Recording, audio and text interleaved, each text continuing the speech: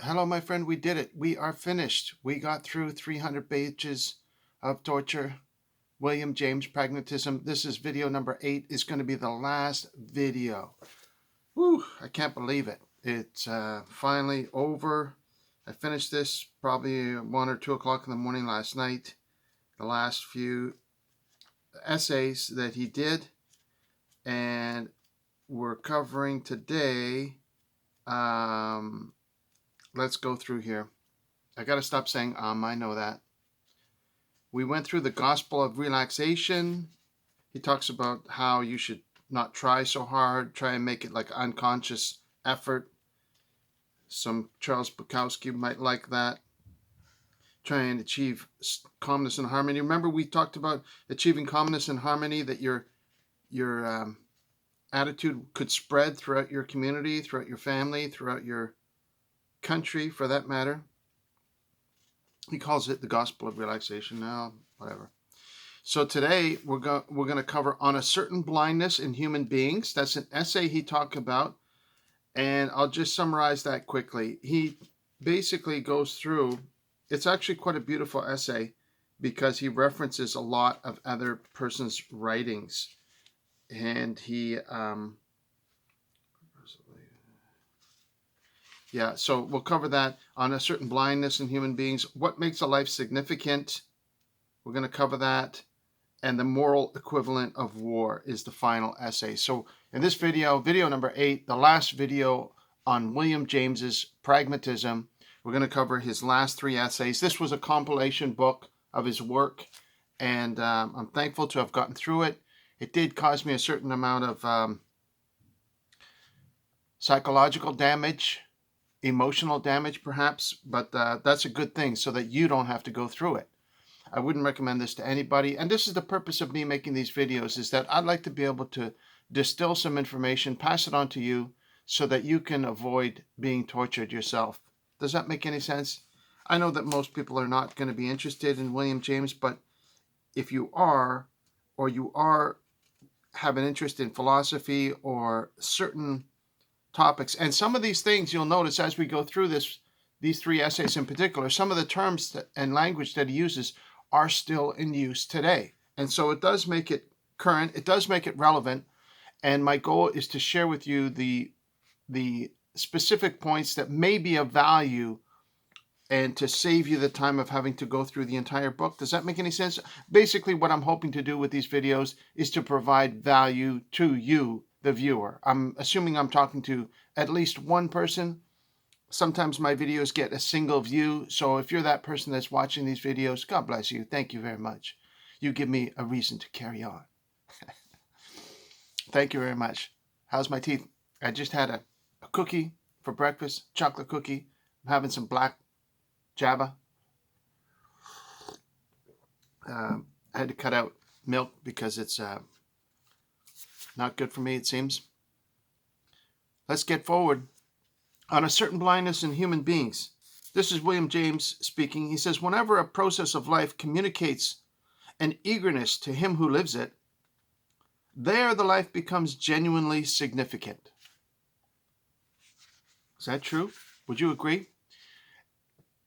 He goes through, and what he does is he includes a long stretch of beautifully poetic writing from Robert Louis Stevenson.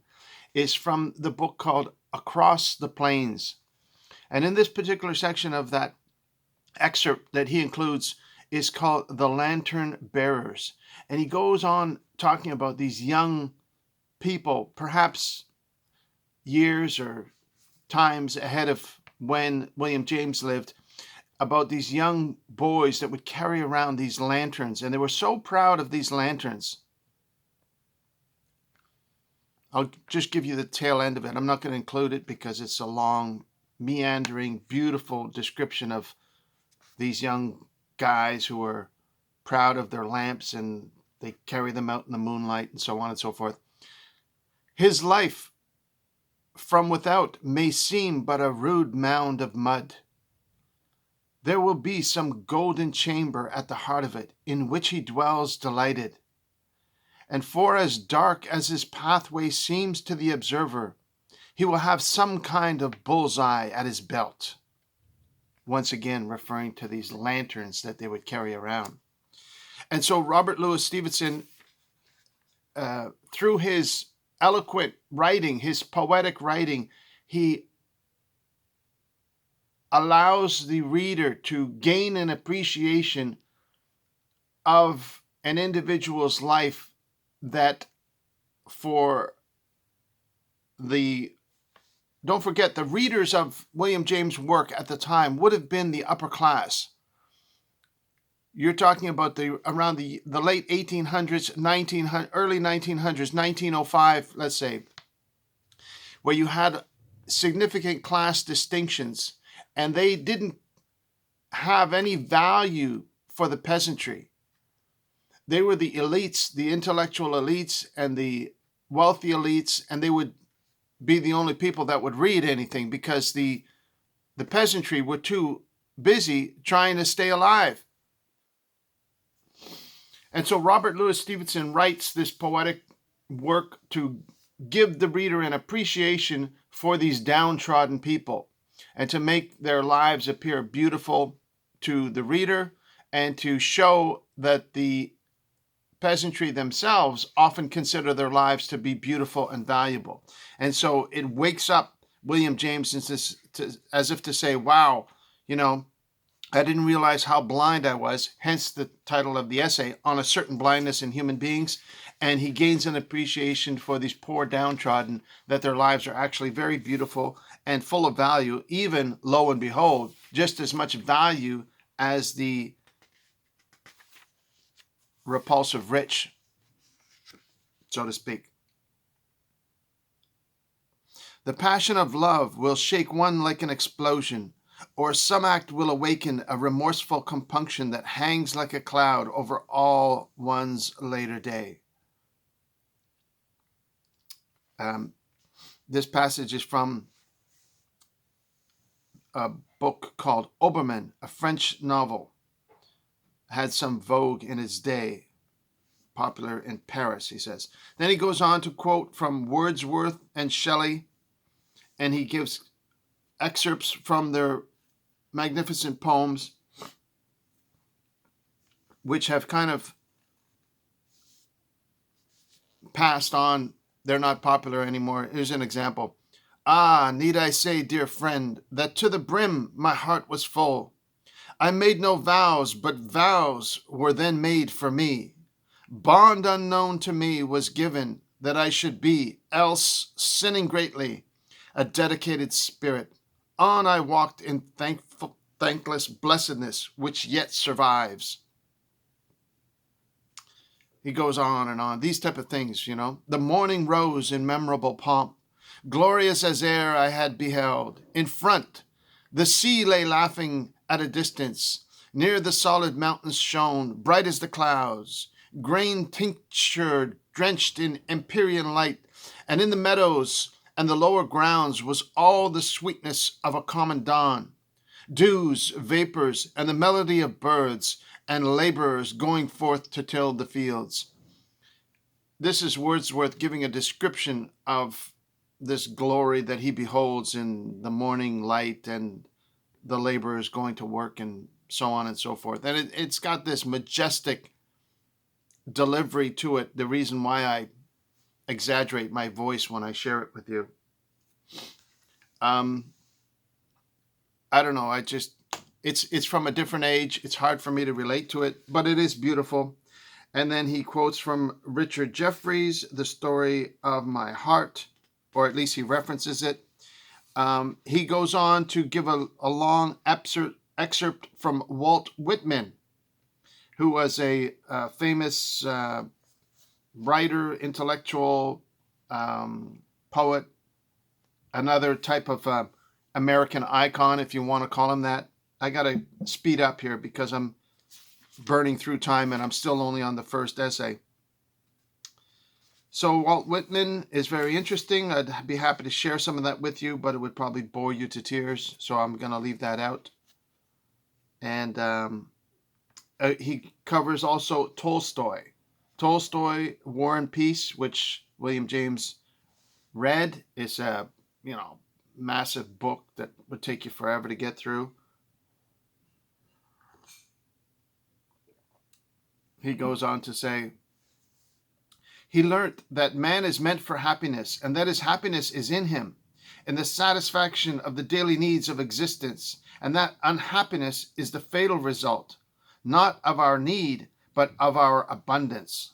So he says people that have too much, they become unhappy, and the truly happy people are those that are busy working hard.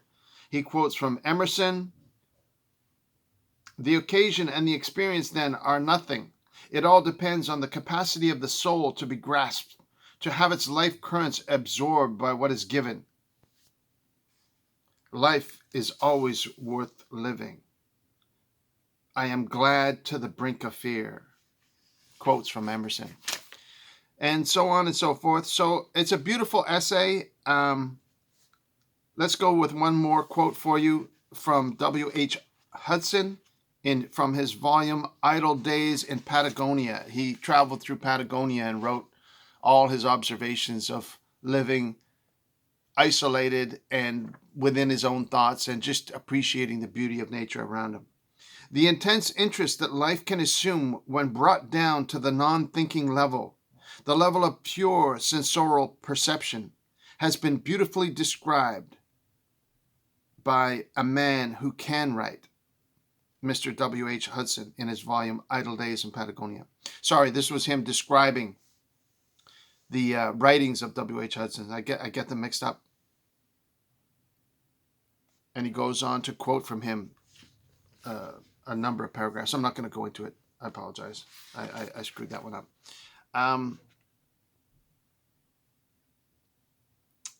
So all this summation of what William James has learnt about this certain blindness in human beings, the blindness being the inability to appreciate the perspective of the other person.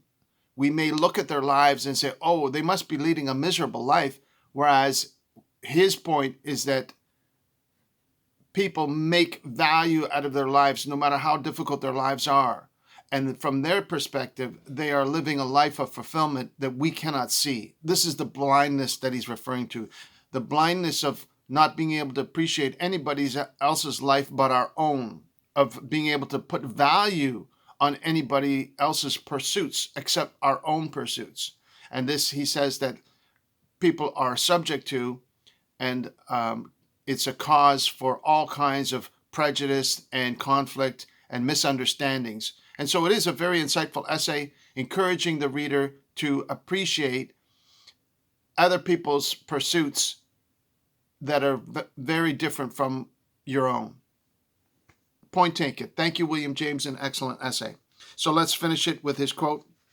William James says, by being aware of this blindness and taking into account that other people's pursuits are just as valuable as our own, he says, it absolutely forbids us to be forward in pronouncing on the meaninglessness of forms of existence other than our own. And it commands us to tolerate, respect, and indulge those whom we see harmlessly interested and happy in their own ways, however unintelligible these may be to us. Point taken. Thank you, William James. It's an excellent essay. It's excellent also because he brings in all these other famous writers and quotes from their best words. So let's move forward. Come on, we've only got 2 essays left to go. I'm at the 14-minute mark. Can I do it in one video? Should I break it up into 2? Let's finish this one. Let's finish this. This is video number 8. Let's do video number 9 and video number 10 for the last 2 essays. Otherwise, I'm going to bore you to tears. Let's break it up into 3 videos instead of 1. This will be the next video. Video number 9 will be what makes a life significant. Stay tuned for that. Isn't that an excellent question to ask? And the last one is going to be the moral equivalent of war. So I'm going to do 2 more quick videos. That'll be the end of it. 10 videos on William James. Thank you for watching. God bless you. I love you very much. Thank you so much for watching. We'll see you in the next video. Okay? Bye-bye.